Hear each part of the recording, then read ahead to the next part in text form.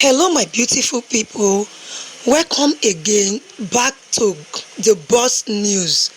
Today, we dey come let una know how Chacha Eke take bring herself forth to come tell us wetin she pass through.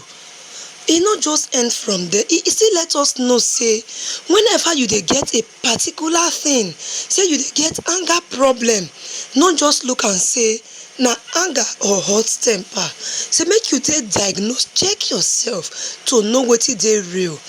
Listen to wetin she get to tell us as she share her own story when she take get bipolar disorder and how that particular bipolar say affect her marriage and her family. Guys, make una listen with love and make we learn from wetin she get to share for us. Remember, this is the Boss News. Thank you for staying tuned. Thank you for coming back. To my returning subscriber, may God bless you. In case if this is the first time you are coming across the Boss News, please hit the like button, subscribe, turn on the post notification, and tell us what you think about this video. Thank you. Enjoy the rest of the video. Ladies and gentlemen, humbly I stand before you to discuss a topic that our society discusses in whispers.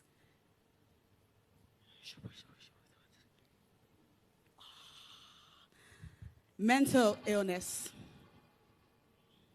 Many thanks to Sir Cosfini, who has endorsed this conversation by giving my team and I some precious talk minutes on this prestigious altar.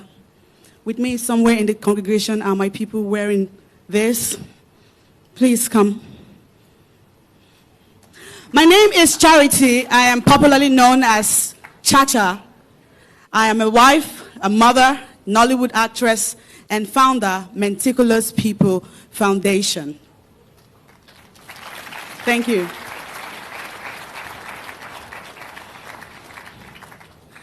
I turned 35 4 months ago. But for 33 years, out of that 35, I had a sickness that I was unaware of. My parents were unaware. I was unaware. I interpreted most of it as who I am. My personality is who I am. But it goes beyond just who I am.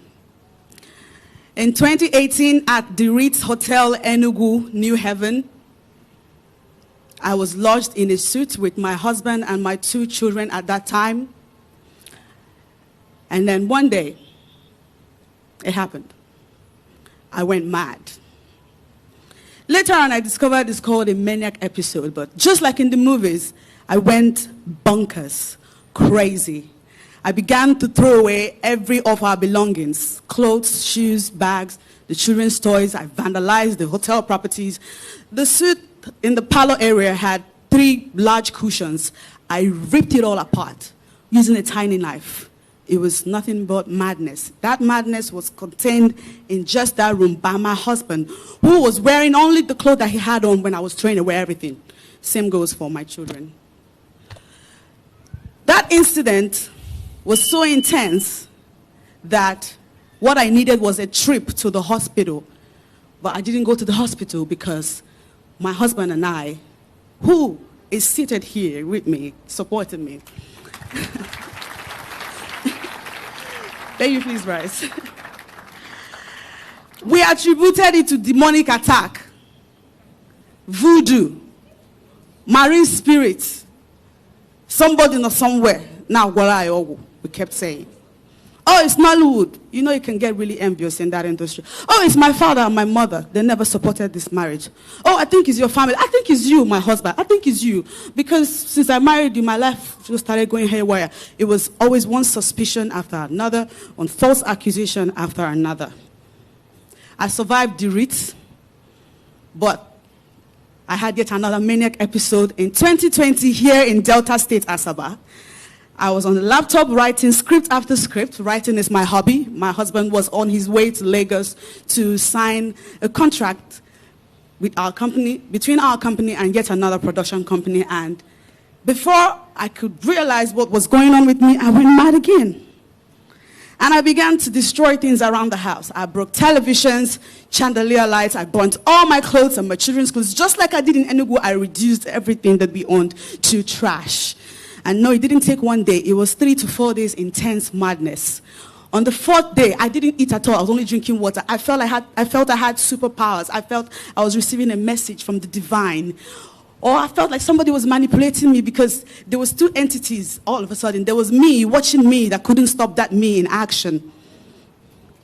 They had to bound me hands and legs to the hospital.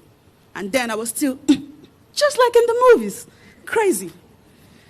It was now at the hospital, First Delta American Hospital here in Asaba, that Dr. Isioma Okoba, alongside a psychiatrist, Dr. Nebe, diagnosed me of bipolar disorder.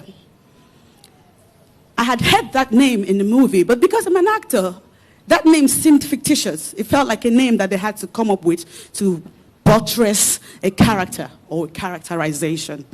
I didn't take that news pleasantly because it was not a pleasant news. Because what do you mean? Do you know who I am? Chacha. I am way too beautiful, way too talented, way too brilliant to have what they call in my area a little bit of scoring. And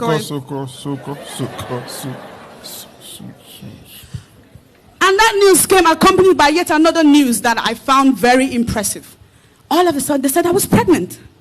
We weren't expecting a baby, but I love babies. So I was like, yeah. I can't get away. I don't know what you're saying, bipolar, what? And so when they gave me drugs to take, when I went home, I was flushing the drugs down the toilet. I had a friend, I still have a friend in the US, who bought me pills worth thousands of dollars. It was a 6-month supply for the disorder. But my head didn't agree with that news. So I called her and said, I won't take them. The Lord told me in my sleep that those drugs are not for me, I'm fine. And then I now attached the news of the pregnancy to my denial, saying that if I keep taking these drugs, the tendencies of the baby in my stomach coming out as imbecile is there, so no, I'm not going to take it. And so I went through that pregnancy without my pills, but I never stopped going mad. Only this time it was small madness. But then, when I had my baby and resumed work, the stress of the work began to jam my brain again. I had yet another episode. Just like in 2020, I had another episode in 2021. I had that episode in 2020. Every year there's always episodes. Hypomanic and manic. This particular episode, I burnt all our wedding photos, all our vital business documents, destroyed all our clothes. We had no clothes again. It's what I do. I did that every time. Not anymore, but it was a habit. Many times people would not see me on social media. They imagine I'm living an introverted life. While that is true, I've been living in a world in my head. I didn't even have clothes to make appearances anymore because I'd wrecked everything that I had. Until I had a last manic. The last manic that I eventually wandered off. On the streets, many are raving mad, naked. But there are people who are not naked yet, but they are mad. This particular manic, between April, May, June, July, of course, I burnt clothes, destroyed things, but I wandered off. 4 a.m. in the morning, my family were asleep, and I wore my clothes. I sneaked out of the house. Immediately across the gate, I take off. I was running. Nobody was pursuing me, but I felt like somebody's trying to kill me. Hallucinations, delusions. It was all in my head. I ran to Lagos. It wasn't enough. I ran to Ghana. Not Bali. Not Kweli. It is what it is, Pastor. Yes. It took the grace of God. God loves me to remind me of home. Because I love my husband and my 4 children at home, including a 1-year-old. But then I suddenly remembered home and I felt like, okay, the reason I ran is because this man here, I was convinced in my head that he wanted to use me to do rituals. The nature of my work doesn't support the sickness that I have. I make pretense for a living. People pay me to be pretending to be who I am not. And I've done it for over a decade plus. So I'm a guru at it. But all that pretense began to backfire on me because I began to lose myself in the midst of it all. Characters that I do not recognize were now jumping out of me. I'd come on social media and write nonsense, non-existent things. And because I'm popular, people take me seriously. They'll take those words that I said seriously. They didn't even know I'm talking nonsense. They didn't know. They didn't know. No, and that was the worst thing you could do to me then. If you say I could fight you. Because what do you mean? What ogu? Insult yourself there. On and on it went. I came back and they bonded me yet again to the hospital. This time Dr. Val's hospital. What's the name again? Ken Crest Hospital. That's the 4th hospital now. One hospital after the other. And it's not like our bills were ever cheap. It's designer sickness, yo. Our bills used to be 700,000, 800,000. And it's not just the pills. The pills are not even that expensive. It's the aftercare, the psychotherapy that they used to give me that I was still combating. I shaved my children's hair. Anybody that knows me here on social media know my children.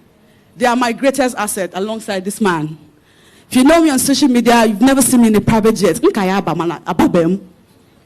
I don't have a Wrangler. I don't have those expensive cars. I still will, but the expensive treasure that I still have, is my husband and my children. But chose bipolar to make a mess of my most treasured possessions.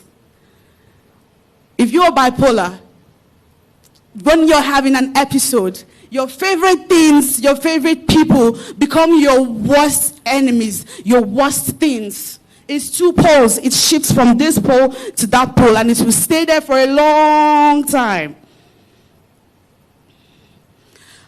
I suicide bombed my marriage on social media twice. The first one I couldn't account for it, but the second one I'm a mama because I was very angry. Trust the devil to use vices like anger. I was angry for nothing. I felt like this man was ganging up with the doctors to lie to me. Because he has a plan to take my luck. On that day that they were driving me to the hospital, I made a big scene. I was screaming, "Kidnapper! Help me, he's a kidnapper!" And then people were stopping to help. But when they got to where we were, they realized, that's your husband. And then he'll tell them, she's not fine, I'm taking her to hospital. That brought up more aggression in me, like, hey, I promised myself, Chego, the can go DJ nka. Can go DJ hospital. I'll stop marrying you.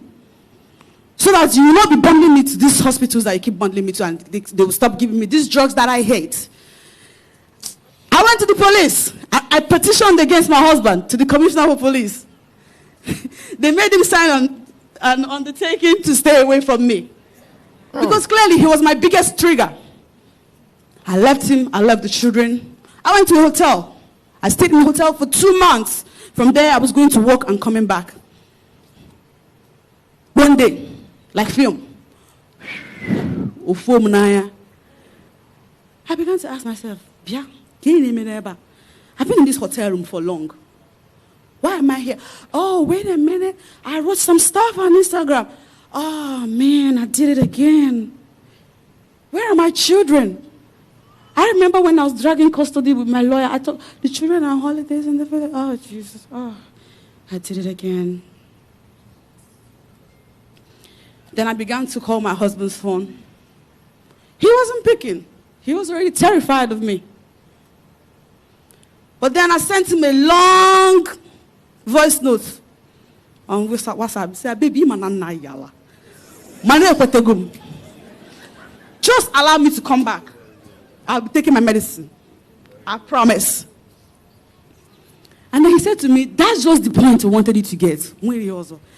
Because what is happening to you has happened to many people. It's happening to many people. So you don't let it ruin you. Just recently, there's the popular IVD story. If anybody followed it. Bimbo is late now. But I recognize myself a lot in Bimbo, who is dead. All that aggression and violence and endless nagging It's a mental imbalance. Like that. You can't be so crazy you pour kerosene or fuel around about your house and then you put it on fire and expect it not to burn. It will burn, but it will burn you too. I have this injury to show for all the times that I smashed floor tiles, was breaking windows so I could jump out.